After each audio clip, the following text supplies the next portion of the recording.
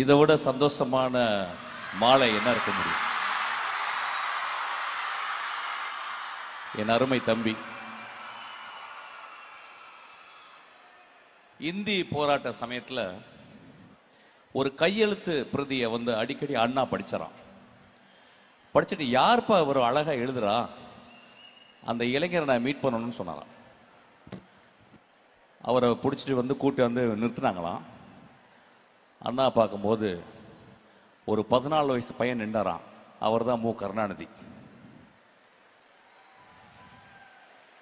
அவர் shock ஆயிட்டாராம். என்னப்பா, நான் ஒரு 30 வயசு இருக்குன்னு நினச்சா, நீ 14 வயசுல இருக்கு, நீ ஸ்கூலுக்கு போகலையான்னு. இல்லைங்க அண்ணா, நான் ஸ்கூலுக்கு போகிறது இல்லை அப்படின்னாராம். அதெல்லாம் வேணாம், முதல்ல நீ ஸ்கூலுக்கு போ, அதுக்கப்புறம் தான் அரசியல், அதுக்கப்புறம் தான் போராட்டம்னாராம். வீட்டுக்கு வந்துட்டாராம். அண்ணா சொன்னதை தட்ட முடியாது. ஆனால் வீட்டுக்கு வந்து யோசிச்சுட்டு, அண்ணா சொன்னதை தட்ட முடியாது, ஆனால் நான் தட்டுறேன், அது அண்ணாக்கு தெரியாமல் இருக்கட்டும், கடைசி வரைக்கும் ஸ்கூலுக்கே போகலையும். அவர் ஸ்கூலுக்கு போகாமல் வாழ்ந்ததுனால தான் நீங்கள்லாம் ஸ்கூலுக்கு போகிறீங்க. இதை மறக்கவே கூடாது. நாங்கள் படிச்சுக்கிட்டே இருக்கோம். நான் இப்போ காரில் வரும்போது ஒரு பஸ்ஸு போகுது. அந்த பஸ்ஸில் திருநங்கைகளுக்கும் திருநம்பிகளுக்கும் ஒரு திட்டம் அப்படின்னு இருக்கு, சிறகுன்னு ஒரு திட்டம். நாங்கள் 2 பேரும் அரசியலுக்கு அப்பாற்பட்டவங்க. ஆனால் அந்த குடும்பத்தில் நாங்கள் எப்பயுமே இருக்கிறோம், எப்பயுமே கூட பழகிக்கிட்டே இருக்கோம். ரொம்ப ரொம்ப நீங்கள் எல்லாம் கொடுத்து வச்சவங்க. நாங்கள் ஸ்கூலில் படிக்கும்போது, கவர்மெண்ட் ஸ்கூலில் படிக்கும்போது எங்களுக்கு ஒரு எந்த ஹெல்ப்புமே இல்லை.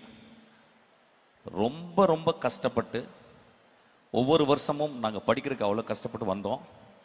இன்னைக்கு உங்கள் வாழ்க்கையில் இந்த அரசும் முதல்வரும் எனது மதிப்பிற்குரிய என் இதயத்திற்கு சொந்தமான தம்பியும் புன்னகை அரசர் அன்பிலும் 3 பேரும் சேர்ந்து உங்களை பத்திரமா பார்த்துக்கிறாங்க. அதை மறக்கவே கூடாது. அவ்வளவு நல்ல திட்டங்களை உங்களுக்கு படிக்கிறதுக்காக சொல்கிறாங்க. நீங்கள் படிக்கணும். இனி வாழ்க்கையில் உங்களுக்கு எந்த முட்டுக்கட்டையுமே கிடையாது, எந்த முட்டுக்கட்டையும் கிடையாது. உங்கள் வேலை படிக்கிறது தான். உங்களுக்காக எல்லா செலவையும் எல்லா பொறுப்புகளையும் உங்கள் தாய் தந்தை போல முதல்வர் ஐயா உங்களை பார்த்துக்கிறாரு. துணை முதல்வர் அதை வந்து வழி நடத்துகிறாரு. எல்லா நல்ல திட்டங்களும் மக்களுக்கு போய் சேர மாதிரி அன்பில் பார்த்துக்கிறாங்க. நான் அவங்க 3 பேருக்கும் பர்சனலாக நான் கடப்படுறேன். நான் வந்து இந்த விஷயத்தில் இன்னொரு விஷயத்தை இங்கே சொல்லணும். நான் சொல்கிறதுக்கு, உலகத்திலே ஒரு மிகச்சிறந்த ஆளுமை என்று கருதப்படுகிற இளையராஜாவுக்கு விழா எடுத்ததுக்கு அவங்கள காலை தொட்டு நான் கும்பிட்டுக்கிறேன். உலகத்தில் எந்த அரசும் ஒரு இசைக்கலைஞனுக்கு எடுக்காத ஒரு விழாவை ஐயா முதல்வர் ஐயா எடுத்திருக்காரு. அவருக்கு நான் ரொம்ப கடமைப்பட்டிருக்கேன். இதை விட அவர் வாழ்க்கையில் அச்சீவ் பண்ணது, இளையராஜா ஐயா அச்சீவ் பண்ணது எதுவுமே இல்லை. அவ்வளோ பெரிய விழா. இந்த உலகத்தில் இருக்க எல்லா தமிழர்களும் பார்த்தாங்க அந்த விழாவை. அப்படியாப்பட்ட விழா எந்த கலைஞனுக்கும் எந்த உலகத்தில் யாருமே எடுக்கப்படாத ஒரு விழா எடுத்து, அதுக்காக ரொம்ப நன்றி. தம்பி பேசுடா. அனைவருக்கும் என்னுடைய வணக்கம். மாண்புமிகு முதல்வர் அவர்களுக்கும் மாண்புமிகு துணை முதல்வர் அவர்களுக்கும் கல்வித்துறை அமைச்சர் அன்பில் அவர்களுக்கும் மற்றும் அமைச்சர் பெருமக்கள், பெரியவர்கள் அனைவருக்கும் என்னுடைய வணக்கம். கல்வியை பற்றி நான் நிறைய யோசிச்சிருந்தேன், பட் சில கருத்துக்கள் மட்டும் சொல்லலாம்னு நினச்சிக்கிட்டு இருக்கேன். கல்வியை பற்றி 2000 வருடங்களுக்கு முன்னால் ஒரு பாண்டிய மன்னன் அவர் ஒரு பாடல் எழுதியிருக்கிறார். இதில் பாலகிருஷ்ணன் ஐயா வந்து பல இடங்கள் அதை பற்றி பேசியிருக்கிறார். அதோடைய கடைசி 4 வரிகள் ரொம்ப முக்கியமானது. வேற்றுமை பொருந்திய நாற்பால் உள்ளும் கீழ்ப்பால் ஒருவன் கற்பின் மேற்பால் ஒருவனும் அவன் கண் படுமே அப்படின்னு சொல்றார். கல்விக்கு வந்து 2 குணங்கள் இருக்கு. அதில் ஒரு குணம் இப்போ இவர் சொல்றது. அது என்ன குணம்னா, கல்வி வந்து கீழே இருக்கிறவன் கற்ற பின்னாடி மேலே இருக்கிறவனும் அவனை மதித்து அவனோடு சேர வேண்டிய கட்டாயத்தை ஏற்படுத்தும். இது முதல் காரணம். 2வது, கல்வி என்ன செய்யும் அப்படின்னா, அதை எழுதிட்டே வந்திருக்கேன். விவேக சிந்தாமணி அப்படிங்கிற ஒரு புத்தகத்தில் ஒரு பாடல் இருக்கு. வெள்ளத்தால் போகாது, வெந்தனலால் வேகாது, மண்ணலாலும் கொள்ளல் ஆகாது, மன்னராலும் எடுத்துக்க முடியாது, கொடுத்தாலும் நிறைவொழிய குறையாது. அது என்னன்னா, நம்ம எதுக்கு படிக்கிறோம்? படித்து நல்ல வேலைக்கு போய் சம்பாதிச்சு குடும்பத்தை காப்பாற்றி அப்பா அம்மாவை காப்பாற்றி குழந்தைங்களை காப்பாற்றுறதுக்காக போகிறோம்.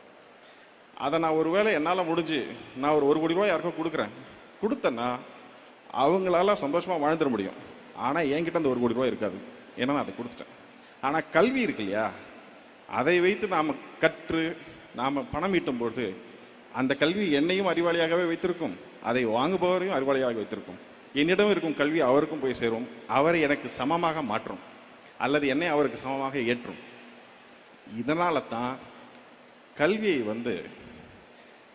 கற்கக்கூடாதுன்னு பழங்காலத்திலிருந்து இன்னைக்கு வரைக்கும் தடுத்துக்கிட்டே இருக்காங்க. இது ரொம்ப ரொம்ப முக்கியமான பாயிண்ட். கற்றுக்கிட்டு வந்திருந்த நாம ஏன் நடுவில் கல்வி இழந்தோன்றதை யோசிக்கணும். 2 விதமான கருத்தியல்கள் இருக்கு கல்வியை சார்ந்து. ஒன்று திராவிட கருத்தியல், எல்லாரும் படிக்கணும், எல்லாரும் அறிவாளியா இருக்கணுங்கிறது. இதை இப்போ நான் சொன்னேன் இல்லைங்களா, இந்த பாண்டிய நெடுஞ்செழியன் காலத்திலிருந்து போன செஞ்சுரியில் இருந்த பாரதியார் வரைக்கும் அவர் கூட சொல்லியிருக்காரு, அன்ன சத்திரம் 1000 நாட்டலும் ஆலயம் 10000 கட்டலும் அப்படின்னு சொல்லி அதோடைய எண்டில் என்ன சொல்லியிருக்காருன்னா, இன்னும் பல புண்ணியங்களை தாண்டி கோடி மடங்கு பெரிய புண்ணியம் அங்கே ஒரு ஏழைக்கு கல்வி அறிவித்தல்னு சொல்லியிருக்கிறார். அப்படிப்பட்ட ஒரு புண்ணியமான செயல் கல்வி அறிவிக்கிறது. இப்போ ஆரிய கருத்தியல்ல என்ன நடந்திருக்குன்னா, கற்கணும்னு ஆசைப்பட்ட ஒரு பையன் போய் ஒரு ஆசிரியர்கிட்ட கற்கணும்னு கேட்டபொழுது, நீங்க எந்த ஆளுன்னு கேட்டு உனக்கு சொல்லித்தர மாட்டேன்னு அனுப்பிச்சிட்டார். ஆனா அவனே போய் வில்வித்தை கற்றுக்கிட்டு அவர்கிட்ட போய் நின்ன போது அவருடைய கட்டை விரலை அவர் வாங்கிட்டார். அவர்கிட்ட போய் கர்ணன் பின்னாடி கத்துக்கணும்னு நினைச்ச பொழுது கர்ணனையும் நீ என்ன ஆளுன்னு கேட்டு அனுப்பிச்சிட்டார். அவர் கிருபாச்சாரியார்கிட்ட போய் கேட்ட பொழுது அவர் கேட்கும்பொழுது இல்லை நான் மேட்டுக்குடின்னு சொல்லி அவர்கிட்ட தொழில் கற்றுக்கிட்டார். ஆனால் அவரும் அப்படிப்பட்டவர் இல்லைன்னு தெரியும் பொழுது அவர்கிட்ட நீ கற்ற கல்வியெல்லாம் உன்னை விட்டு ஒரு நாள் போய்விடும் சொல்லி சாபம் கொடுத்து அதையும் பிடிங்கிறார். இப்படி துரோணாச்சாரியார் கிருபாச்சாரியார் ஆரம்பித்து ராஜகோபாலாச்சாரியார் வரைக்கும் நாம் படிப்பதை தடுத்து கொண்டே இருக்கிறார்கள். ஆனால் இந்த கொள்கைக்கு எதிராக சமத்துவம் இருக்கக்கூடாதுன்னு சொல்ற இடத்துல சமத்துவமும் சமூக நீதியும் இருக்கணும்னு சொல்ற ஒரு கட்சி ஒரு கொள்கை ஆட்சியில் இருக்கும் பொழுது அவங்க எல்லாரையும் படிக்க வைக்கிறதுக்கு எத்தனை திட்டங்கள் முடியுதோ அத்தனை திட்டங்களையும் போடுறாங்க. காலை உணவு கொடுக்குறாங்க, நான் முதல்வன் இருக்கு, தமிழ் புதல்வன் இருக்கு, இந்த இப்படி அவங்க ஒரு வரிசையா திட்டங்கள் போட்டு எப்படியாவது படிச்சிருக்கன்றாங்க.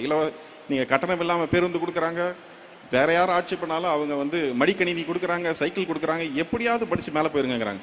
இதை தடுப்பதற்கு அவங்க முன்ன கட்டைவரில் கேட்ட மாதிரி கர்ணனுக்கு அம்னீஷியா கொடுத்த மாதிரி இப்போ புதிய கல்விக் கொள்கையை கொண்டாந்து உங்களோட படுக்கிறத தடுக்க பார்க்குறாங்க. இதை இப்படி அவங்க தடுத்து இதை ஏற்க மாட்டோம்னு சொன்னவங்களுக்கு நமக்கு நியாயமா வர வேண்டிய 2150 கோடி பணத்தை தரமாட்டேன்னு சொல்றாங்க. இப்போ நமக்கு உடன்பாடு இல்லாத அல்லது கொள்கையாக அரசியலாக முரண்பாடு கொண்ட ஒரு கட்சி ஒன்றியத்தை ஆளும்போது எந்த உதவியும் இல்லாமல் கைகளை கட்டி கால்களை கட்டி தண்ணீரில் போட்டதுக்கு அப்புறமா நீந்தலாம் என்று பார்க்காமல் தான் நீந்தி தமிழக மக்களையும் கரை சேர்க்கக்கூடிய ஒரு உழைப்பை செலுத்தியிருக்கக்கூடிய இந்த முதல்வருக்கு என்னுடைய மனமார்ந்த நன்றிகளை தெரிவித்துக் கொள்கிறேன். நன்றி.